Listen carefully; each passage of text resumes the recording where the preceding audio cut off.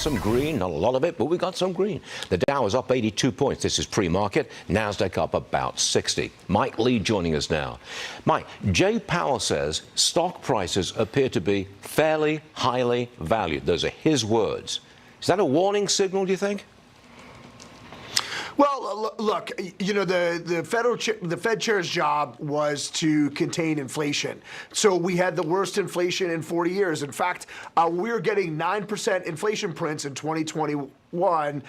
The Fed expanded the balance sheet by 1.1 trillion. So sure, by all means, if your day job is to control inflation, you do horrible at it. Why not throw your hat in the ring to value equity prices?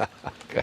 Powell also says the slowing labor market prompted the rate cut, and he sees a challenging situation ahead. Okay, I take it you are still wildly bullish. Is that the case? Yes, Stuart, again on Jerome Powell, this birth-death adjustment that nobody took serious except for maybe Jerome Powell, and it's a surprise that we have these revisions to him and him alone. Yes, I am wildly bullish, and I'll tell you why. We're likely to get 2 to 3 more cuts before Powell's even gone, okay? And then we're going to have an entirely new Fed regime on top of unbelievable artificial intelligence earnings. If you saw Micron last night, which provides their DRAM memory, goes in all these GPUs, just explosive earnings. The company's trading at half the valuation of the overall market while their earnings are growing at 50% over the next year.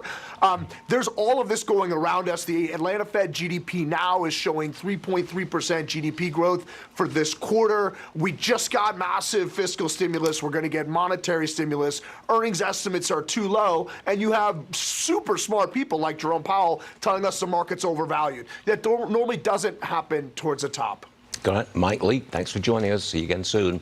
Now this, Kamala Harris keeps using the same script while on her media blitz for her new book. Watch this.